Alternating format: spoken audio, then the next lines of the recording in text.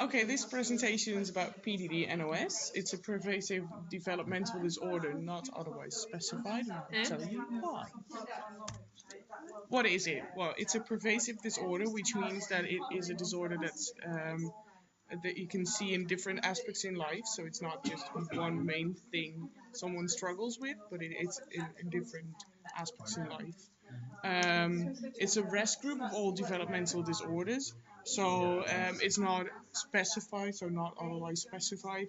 It's not Asperger's or ADHD. It's someone with PDD-NOS has symptoms of ADHD, ADD, Asperger's, everything really. So yeah, it's a combination of those things. It's classified as a pervasive developmental disorder, but it's not completely specified as something.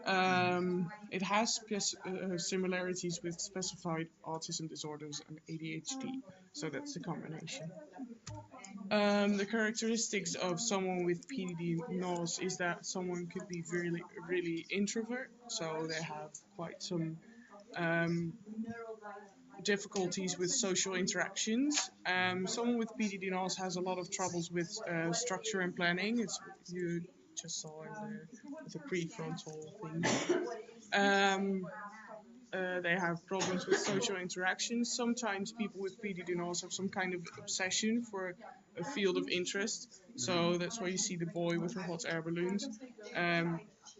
This boy then has a obsession for hot air balloons, and everything in life does really revolve around it. So someone with PDD-NOS can do a presentation about the field of interest they have and talk about it for hours and hours and hours, even though people don't even like it.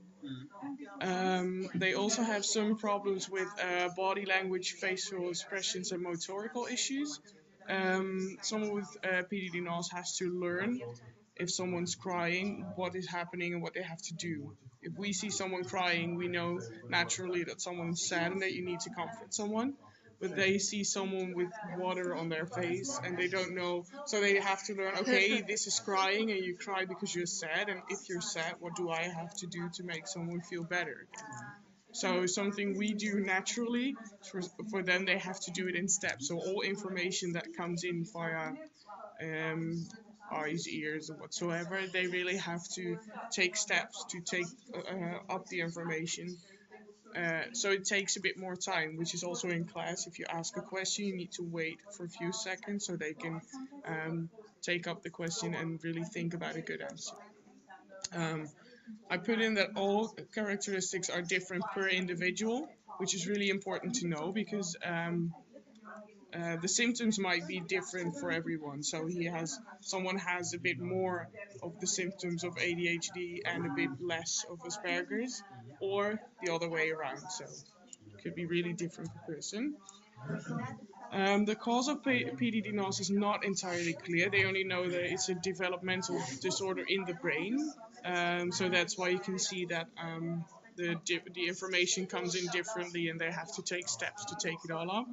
The imbalance between verbal intelligence and prefrontal intelligence is different. There's an imbalance. So if you have Asperger's, you would have more verbal intelligence, so vocabulary, use of words, and their speech. That we people with Asperger's are more intelligent in that kind of way. And preformal intelligence means motorical systems and body language as well, and writing. If you see someone with PDD-NOS writing, they have troubles with a fine, good handwriting. But if they then have more of the Asperger's kind of thing, would they then be better at writing? No, it's not really the writing because that has to do with your fine motorics, Oh, but right. it's more about they have a different or a bigger range of vocabulary. That's the whole. So if you have Asperger, you could be more intelligent in your vocabulary. Um, development throughout life determines whether or not social issues are a problem because what I said, they have troubles with facial expressions, but they can learn how to deal with them as well. So it doesn't mean that someone who has troubles with social interaction will always have that, because you can develop and improve yourself in that as well. Do you have a question? Go on. No, Oh. no, no. Oh, he's saying I. Yeah. Yeah. So similarities with ADHD and ADD. Well, the hyperactivity, for example. People with PDD NOS also can have a lot of concentration difficulties, but then all these symptoms are a different cause than when you have ADHD or ADD.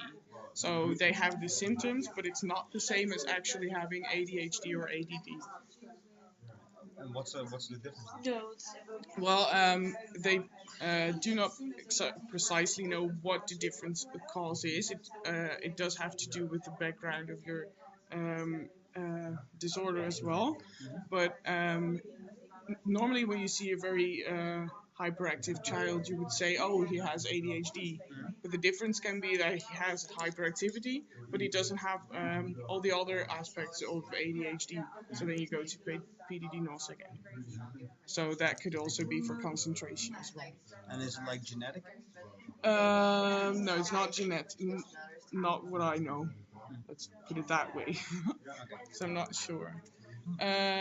We have a lot of support groups in the Netherlands, which is, for example, REACS, which is for psychological health as well. You have the PAS, which is for people who have it. So for people with, for example, an autistic disorder or a PDD NOS, they can meet other people with the same symptoms as well. And we have the MVA, but that's more for parents with children who have some kind of autistic spectrum or ADHD. And that was it. All right. Any questions?